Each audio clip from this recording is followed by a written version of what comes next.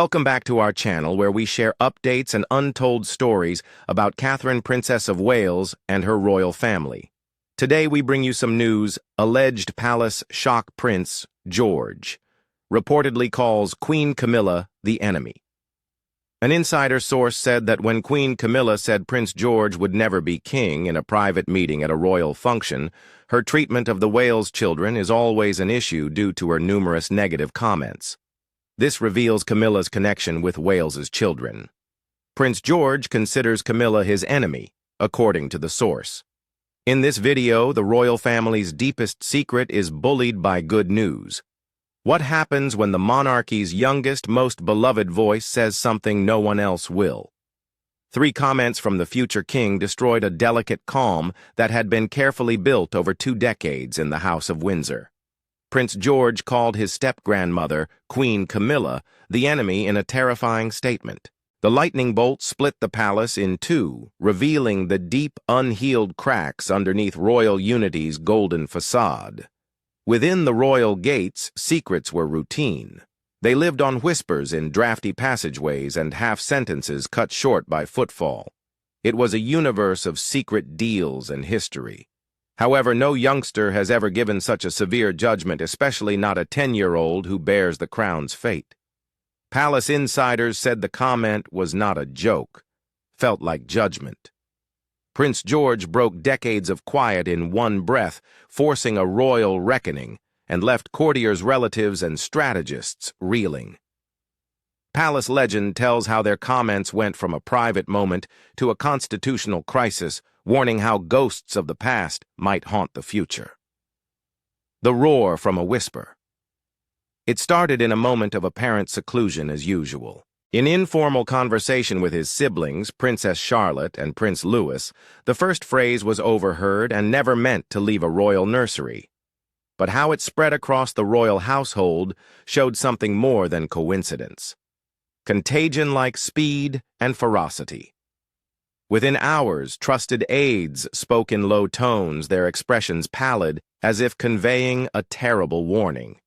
It was brief and damning. She is the enemy. Initial background was unnecessary at a palace haunted by Diana, Princess of Wales's ghost, and burdened by years of uneasy truces. It was devastatingly obvious. Questions spread from personnel to the royal advisory's top levels. How could a little lad protected from the world's cynicism delve so deeply into the monarchy's fault lines? Childhood mischief and malice were absent from his remarks. One claimed they were delivered with an incredible clarity, as if Prince George had been born with an inherent capacity to feel what grown-ups tried so hard to hide.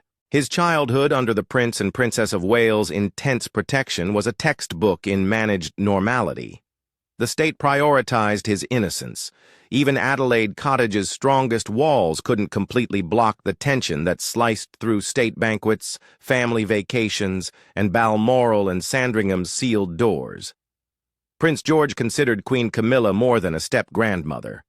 In his emerging awareness of his family's intricate story, she stood between his father's happiness, his mother's dignity, and the sacred memory of his grandmother, whom he would never meet but was told was the worldwide personification of love and compassion. The first aides who heard the report were stunned. Palace personnel, veterans of scandals, betrayals, and unending tabloid headlines, knew this was different. This was neither a malicious rumor or a political whisper from a competing side. The youngster whose visage would be on the nation's currency had this raw, unadulterated view. Some froze in terror, denying the comment completely. Others exchanged apprehensive looks, knowing that repeating it would cause turmoil, but unable to restrain it. Queen Camilla was bound to hear the term in a home where loyalty and treachery dance a dangerous waltz. Her close-knit loyalist group, seasoned by decades of public relations battle, contained the damage fast.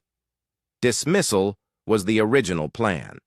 They called it childish nonsense and silly remark, unworthy of a headline. Camilla was fuming beneath the carefully selected phrases and contemptuous grins. Being called an enemy, particularly by the direct heir's son, was more than a personal insult. It was a fatal danger to all she had accomplished and sacrificed to join King Charles and win over a skeptical audience. Her secret rage was obvious. Those closest to her said she promised no kid royal or not would stain her crown and ruin a lifetime of struggle. Camilla's associates planned her defense, but the Waleses knew the truth. Prince George's remarks were not simply rejected. They were not childish musings. They were murmured till they became gossip and prophesy. The monarchy, constantly shook by foreign forces, was now shaken within. Before he could wear a ceremonial uniform, its prospective successor had declared war. The palace's silence did not erase the comment. It spread along halls conveyed by hushed whispers reluctant to stop, because palace gossip persists. They spread like wildfire, compelling everyone to confront the origins. Silent war seeds. Prince George's statements were combustible because they came from a suspicious environment. The outer world saw a sudden explosion, but it was really years of unspoken tensions, angry looks across big halls, and deep-seated grudges hidden beneath ceremonial smiles. The monarchy relies on continuity and quiet, but that silence breeds suspicion, until even the youngest family members may feel its crushing shadow. For George, calling Camilla the enemy was not a childish whim. It was an instinct heightened by what he had seen, felt, and intuited from his parents' quiet perseverance before he could express it. Prince William and Queen Camilla never fully recovered. Constitutional need not love fueled their connection. Despite being properly conducted, every public contact held the weight of their sad past. William, who strongly loved his mother, frequently bristled about Camilla. His discipline and emotional remoteness were always apparent. Many royal insiders say the Prince of Wales is courteous and proper, but never warm. Prince George quietly observed stately dining rooms and formal family gatherings, absorbing more than anybody thought. Children perceive via atmospheres, not words. They sense when their parents are nervous, when a smile is forced, and when an unseen tension permeates. And George knew. Every tense conversation between his father and his step-grandmother, every clipped remark or averted stare, taught him about devotion, betrayal, and his family's heart. Even though she was unobtrusive, the Princess of Wales shaped George's modest view. Her lessons were lovely parables of history, responsibility, and dignity, not spiteful. The teachings were clear. Family is precious, heritage is delicate, and truth must never be sacrificed for convenience. She gently reminded her children that Diana was more than a terrible historical person. She embodied compassion, resilience, and revolutionary love that revolutionized the monarchy. Catherine hinted her absence was the product of a difficult effort, not destiny. George heard, connecting the dots. Those murmurs of heritage sharpened and defined consciousness. He sensed like a kid who genuinely protected his family's honor and who harmed it. Camilla sought to hide her wound on Diana's memory behind public duty, charity, and a well-managed public image. But deeds echo. George noted whenever Camilla, as queen consort, and now queen, seemed to disregard a Diana tribute, avoid a clear reference to her predecessor, or quietly place herself as the key female component in the royal tale. He observed his father's jaw get rigid. His mother's eyes dimmed. He saw the personnel lowering their voices and shifting uneasily. These quiet facade flaws are louder than regal pronouncements to a toddler. George felt Camilla's leadership insulted the heritage he had been trained to value. She was no ordinary queen in his black-and-white universe. She was the shadow that threatened former glory. Camilla rumors circulated among the younger royals and extended relatives. Though never stated directly to George, he sensed doubt. Camilla was tolerated by many who recall the 1990s turbulence. She was always at the table, yet others never felt she was part of the family. George internalized that harsh, unsaid reality until it became immovable. Prince George's statement wasn't spontaneous. Years of observation, Absorbing the anger that remained in royal hallways after the cameras left led to it. Despite their horror, his statements were not new. They were only the first public representation of what had been boiling below. Mistrust had been sown before his time, and by the time he spoke, it had grown into a thorny thicket that could no longer be ignored. As mistrust built, one fatal meeting would convert quiet discomfort into terrible conflict. Dinner table confrontation. Children breaking their elders' oppressive silence is one of the most hazardous times in the monarchy's meticulously orchestrated universe. George's comments weren't a nursery whisper this time. They were spoken and heard by Queen Camilla. The Balmoral family gathering was meant to be a rare time of tranquility, away from the public spotlight. At dinner, artificial laughter and politeness were designed to hide intense animosity and anger. The atmosphere was already strained under the shiny metal and dazzling crystal. History sat silently at the table, an unwanted visitor. No one expected a youngster to break the calm illusion. A spilled glass signaled the moment. Prince George, sitting silently by his mother, watched his father and Queen Camilla's awkward conversation. The chat was harmless, planning a state event, but the tension was thick. George abruptly spoke. He spoke with clarity and penetrating honesty, not youth's frivolity. He looked across the table and stated, "You're the enemy." The room froze. It seemed like time stopped, leaving just those 3 words to ring in everyone's ears. Aides, who generally smoothed uncomfortable pauses, were immobilized.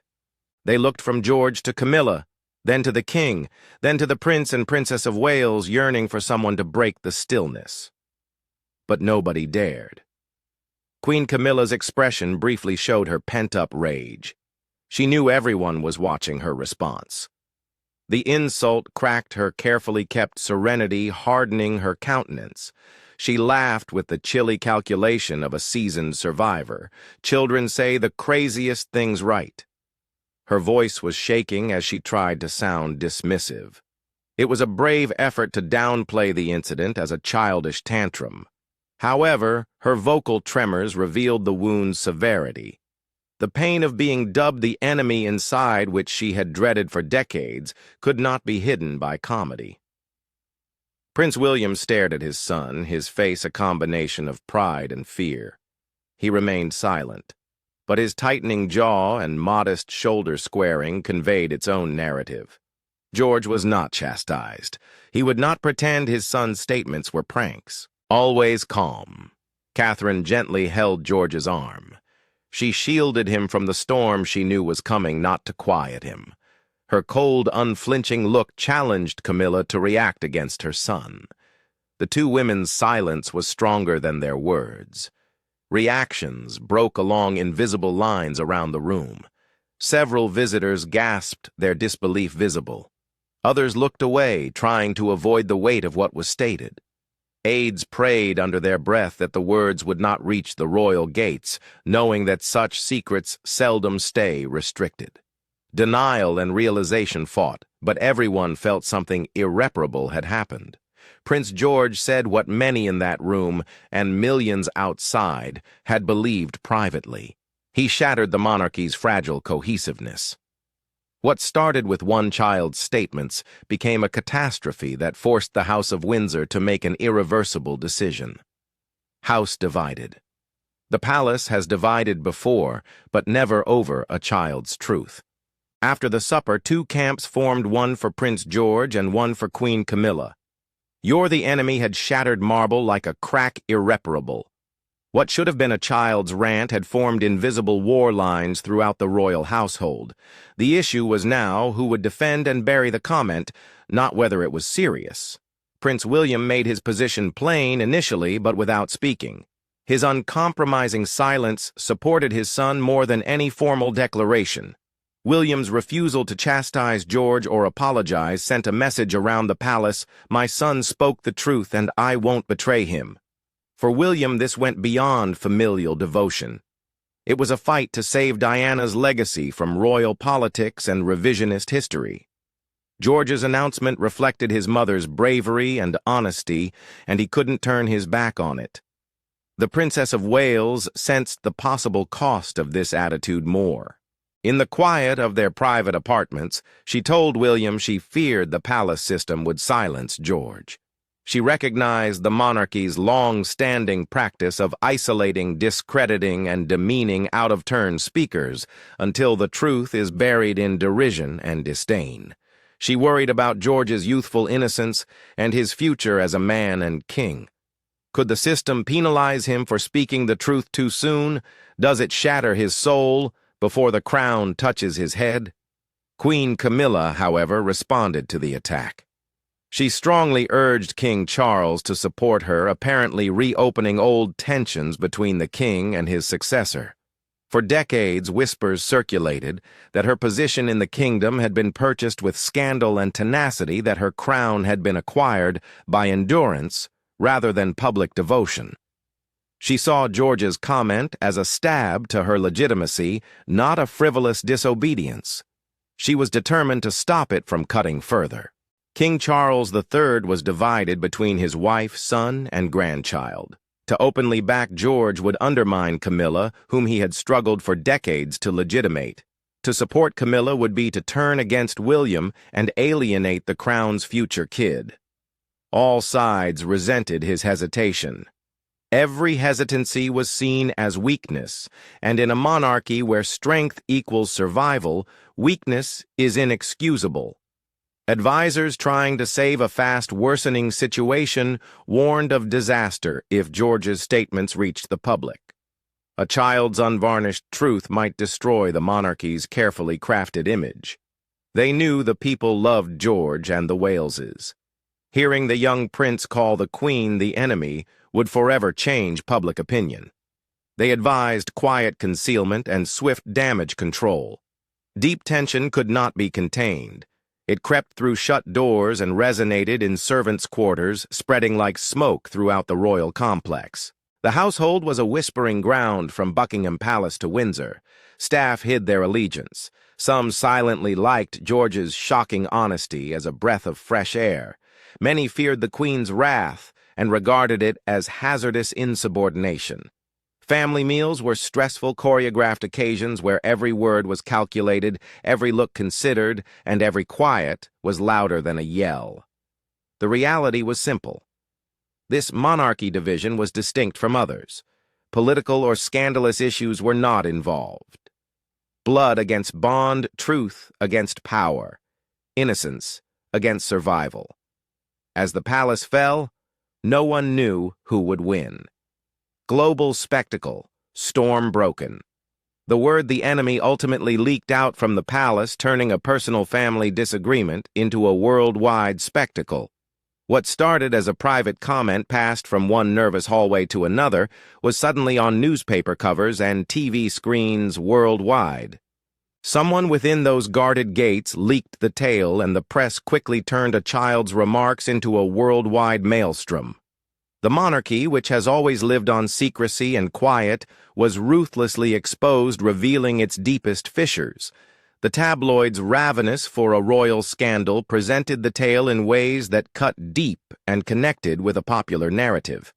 They praised Prince George as Diana's successor, a youngster with the same piercing clarity that had disturbed the royal establishment even in his innocence. Headlines proclaimed Diana's legacy, spoken via her grandson. One generation gone, another emerging brave enough to cry out treachery where others had remained silent. George became a truth-teller to the public, a beacon of shocking honesty in an institution frequently condemned for its guarded deceptions. It seemed like public sympathy grew suddenly.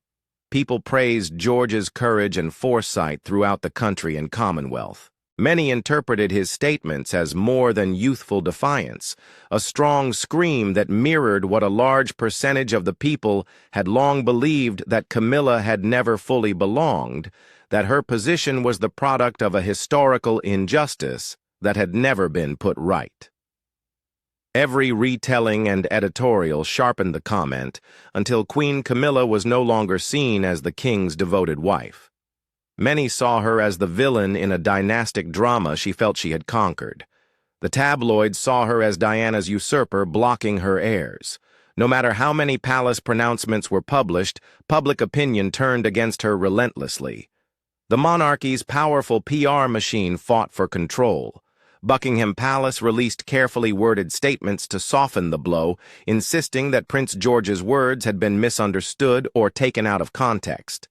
Many palace commentators were hired to explain the remark as a child's overactive imagination too young to understand royal life. The more they attempted to calm the storm, the worse it became. For every official denial, popular conviction grew. The palace massively overestimated the phrase's symbolic potency. The enemy had escaped their grasp and spread. The slogan was shared on social media, whispered in conversations, and displayed on Palace Gate protest posters. The worldwide response followed. The tale fascinated international media, which interpreted it through its own cultural and political perspective. Some saw it as proof of a monarchy in terminal decline, a once great institution being ripped apart. To some, it was a prophecy of a future monarch speaking truth to power before taking the kingdom. The world wondered, was this a youthful lapse, scandal-exacerbated naivety? Was it anything more a preview of the monarchy's future conveyed by the future king? But behind the gorgeous magazine covers and screaming headlines, the royal family's private life was breaking apart. Shield and retaliation. Catherine shielded the insurrection while Prince George spoke for it. The mother who had fought silently with the press and palace now had to defend her son from the institutional hatred he had caused. Catherine enclosed her son in a protective perimeter while the palace whispered and divisions formed. She was determined that the storm surrounding him would not destroy his bravery. She knew George's comments were heavy and put him in danger, but she wouldn't let him carry it alone. She comforted him in private away from courtiers and advisors. Friends believed the princess taught him that telling the truth in innocence was a show of courage. Her determination was unwavering. Catherine had seen how the royal machine silenced, distorted, and crushed dissenters. She had seen it happen to Diana, and she knew Camilla's crew would do everything to paint George's comment as irresponsible, malevolent, or terrible parenting. Catherine vowed not to make her kid an example. This time, no. She defended him with small, forceful acts of resistance, not loud announcements. She shielded him from prying questions, refused to let aides debrief or interrogate him, and refused to formally reprimand him for his own good. Catherine was steady and unyielding, a silent guarantee that her son would not be silenced. However, her defense cost her personally and politically.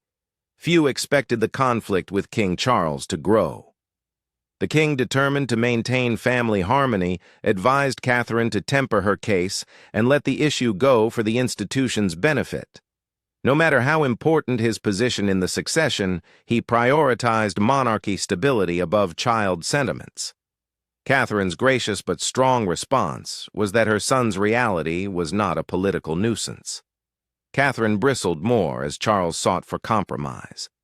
The king wanted to defend his wife's honor, while the mother wanted to protect her child's soul. In conflict, Catherine's power developed in ways Queen Camilla couldn't ignore or decrease.